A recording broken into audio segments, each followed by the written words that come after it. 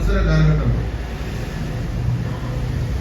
നമ്മുടെ കുട്ടികൾ നല്ലവണ്ണം അവർ ജയിച്ചു വരണമെങ്കിൽ ഏറ്റവും നല്ല മിടുക്കന്മാരായി പഠിക്കേണ്ടതായിരുന്നു. ജനിക്കുന്നവരുടെ അമ്മമാരോ അല്ലെങ്കിൽ എല്ലാവരും വീട്ടിലും കുട്ടികളുണ്ടാവും. അതുകൊണ്ട് തന്നെയാണ് ഞാൻ ഈ കാര്യങ്ങൾ പറഞ്ഞു പോകുന്നത്. അപ്പോൾ 1 മുതൽ 10 വരെ 12 വരെയുള്ള ക്ലാസ്സുകൾ 1 മുതൽ 10 വരെ ഓൾ പ്രൊമോഷനാണ്. ഏതോ ഒരു കാലഘട്ടത്തിൽ കേന്ദ്ര ഗവൺമെന്റ് എല്ലാ വിദ്യാർത്ഥികളും വിജയിപ്പിച്ചു വിടുന്നതിലൂടെ തീരുമാനിച്ചു. ആ വിജയിപ്പിച്ച് വിടുന്നതിന് തീരുമാനിച്ചതിന് ഇപ്പോൾ അത് പിൻവലിച്ചു.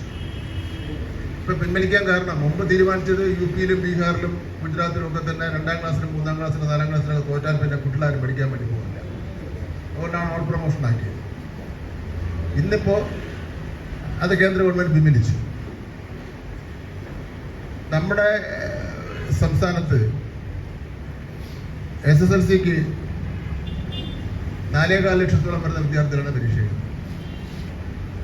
ഇപ്രാവശ്യത്തെ റിസൾട്ട് എത്ര ശതമാനം എന്നറിയാമോ? ഓർമ്മ ഉണ്ടാവും, മറന്നു വയ്ക്കാണ്. 99.74 സംതിങ്ങാണ്. ഒരു പരീക്ഷ നടത്തുന്നതിന്റെ പ്രയാസം എന്നൊക്കെ അറിയാം എന്താണെന്ന്. ഒരു പരീക്ഷ നടത്തുന്നതിന് 6 മാസങ്ങൾക്ക് മുമ്പേ ചോദ്യപേപ്പർ തയ്യാറാക്കുന്നതിന് വേണ്ടി 1 മാസത്തെ ക്യാമ്പ്.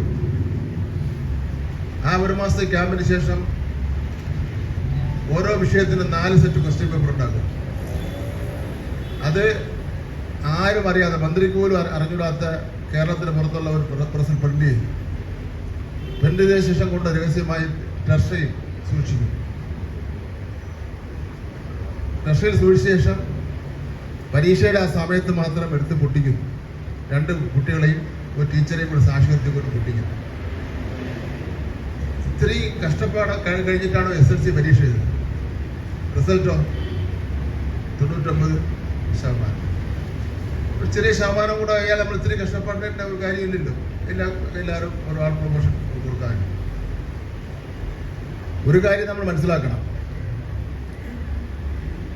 100 മാർക്കിനുള്ള ചോദ്യ പേപ്പർ 1.5 മണിക്കൂർ മറ്റോ 1-2 മണിക്കൂർ മറ്റോ ആണ് പരീക്ഷ എഴുതേണ്ടത്. 20 മാർക്ക് അധ്യാപകന് സംഭാവന ചെയ്യും. നിരന്തര മൂല്യനിർണ്ണയം എന്ന് പറയുന്ന സംഭാവന ചെയ്യുക. ആ 20 മാർക്ക് പറഞ്ഞേക്കുന്ന ആ കുട്ടിയുടെ ഓരോ കഴിവിന്റെ അടിസ്ഥാനത്തിലാണ് കൊടുക്കേണ്ടത്. കുട്ടിയുടെ ഓരോ കഴിവിന്റെ, അപ്പൊ ഇപ്പൊ എന്താ, കഴിവുള്ളവനും കഴിവില്ലാത്തവനും 20 മാർക്ക് കിട്ടേ. അപ്പൊ ആ 20 മാർക്കായല്ലോ. പിന്നെ അവന് വേണ്ടത് ചോദിച്ച ചോദ്യത്തിന് ഉത്തരം എഴുതേണ്ട എത്ര മാർക്കുണ്ടെന്നറിയാം? 10 മാർക്കിന് പരീക്ഷ എഴുതിയാൽ 20, 10, 30 മാർക്ക്. 50 മാർക്കിനുള്ള ചോദ്യമാണെങ്കിൽ 10 മാർക്ക് നിരന്തര മൂല്യം തന്നെ. പിന്നെ അയാൾക്ക് 5 മാർക്കിന് ഉത്തരം എഴുതിയാൽ ജയിച്ചു. ഇതിലുള്ള ഒരു പ്രശ്നം എന്ന് പറഞ്ഞാൽ ദേശീയ അടിസ്ഥാനത്തിൽ നടക്കുന്നതെല്ലാം മത്സര പരീക്ഷകളാണ്. ഇപ്പൊ എല്ലാ എഞ്ചിനീയറിംഗ് ആയിരുന്നാലും മെഡിക്കൽ വിദ്യാഭ്യാസമായിരുന്നാലും ലോ ആയിരുന്നാലും അധ്യാപകരായിരുന്നാലും അങ്ങനെ ഏതിനും എൻട്രൻസാണ്. ഇപ്പം നടക്കുന്ന ദേശീയ എൻട്രൻസ് പരീക്ഷ കുറെ പ്രശ്നങ്ങളൊക്കെ ഉണ്ടായിട്ടുള്ളത് വേറെ വിഷയം. സെൻട്രൽ യൂണിവേഴ്സിറ്റികളിൽ ഇപ്പൊ JNU, ഡൽഹി യൂണിവേഴ്സിറ്റി പോലുള്ള യൂണിവേഴ്സിറ്റികളിൽ നമ്മുടെ കുട്ടികൾ പോകണ്ടേ?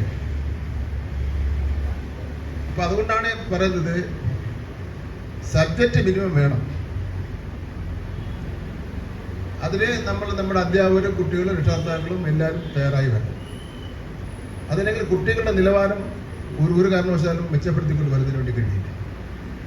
ഇപ്പൊ ഈ വായനയുടെ കാര്യം ഞാൻ പറഞ്ഞല്ലോ. ഞാൻ ഇപ്പൊ വായന ഒരു പ്രോജക്റ്റിന്റെ ഭാഗമായി മാറ്റിയിരിക്കുകയാണ്. ഒരു പുസ്തകവും പത്രവും വായിച്ച് അതിലൊരു പ്രോജക്റ്റ് കൊണ്ടുവന്ന കുട്ടിക്ക് 5 മാർക്ക്. അപ്പൊ 5 മാർക്ക് ഗ്രേസ് മാർക്ക് ഉണ്ടെന്ന് പറയുമ്പോൾ വീട്ടുകാരും എല്ലാം ഉത്സാഹിക്കും. പുസ്തകമെല്ലാം എടുത്ത് വായിപ്പിക്കുകയും ഒക്കെ ചെയ്യുന്ന ഒരു കാര്യം ഉണ്ടാകും. വായനയ്ക്ക് പകരം വെക്കുന്നതിന് വേണ്ടി വേറെ ഒന്നുമില്ലെന്ന് പല നേതാക്കന്മാരും വലിയ സാംസ്കാരിക നായകന്മാരും ഒക്കെ പറഞ്ഞിട്ടുണ്ട്. അപ്പൊ അതുകൊണ്ട് നമ്മുടെ സ്കൂളുകളിൽ 14,000-ഓളം വരുന്ന സ്കൂളുകളുണ്ട്. ഈ ലൈബ്രറി ഏറ്റവും പ്രധാനപ്പെട്ട കാര്യമാണ്. അതിന് നമ്മൾ വളരെ പങ്ക് വഹിക്കണം. അതിന് തീർച്ചയായിട്ടും ഷൂജ കടക്കലിനെ പോലുള്ള അവരുടെ പുസ്തകവും വലിയ വലിയ എഴുത്തുകാരുടെ പുസ്തകം മാത്രമല്ല, എല്ലാവരുടെ പുസ്തകവും വാങ്ങിക്കുകയും കുട്ടികളെ കൊണ്ട് വായിപ്പിക്കുകയും ഒക്കെ ചെയ്യേണ്ടതായിട്ടുണ്ട്. എത്ര വലിയ എഴുത്തുകാരായിരുന്നാലും എത്ര എഴുതി തുടങ്ങുന്നവരായിരുന്നാലും ആ പുസ്തകത്തിൽ എന്തെങ്കിലും നന്മ ഉണ്ടാകുമെന്നുള്ള കാര്യത്തിൽ യാതൊരു തർക്കവുമില്ല. അതുകൊണ്ട് ആരെഴുതിയ പുസ്തകമായിരുന്നാലും അത്തരക്കാരെ നമ്മൾ പ്രോത്സാഹിപ്പിക്കണം. അതിൻ്റെ പുറകെ വലിയൊരു പരിശ്രമമുണ്ട്, അതിൻ്റെ പുറകെ വലിയ ചിന്തയുണ്ട്, അതിൻ്റെ പുറകെ ഒരു സമൂഹത്തിൻ്റെ ഒരു പ്രതിബദ്ധതയുണ്ട്. തീർച്ചയായിട്ടും ഷൂജ അതെല്ലാം ഉൾക്കൊണ്ടുകൊണ്ടാണ് പുസ്തകം രചിച്ചിരിക്കുന്നതെന്നുള്ള കാര്യം കൂടി സൂചിപ്പിച്ചുകൊണ്ട് ഞാൻ ഈ ഷൂജ കടയ്ക്കലിൻ്റെ 7ാമത്തെ നില, പേര് നല്ല രസമുള്ള 7ാമത്തെ നില എന്ന പുസ്തകം ഞാൻ ശ്രീകലയ്ക്ക് കൊടുത്തുകൊണ്ട് പ്രകാശനം ചെയ്തതായി പ്രഖ്യാപിക്കുന്നു. നന്ദി, നമസ്കാരം.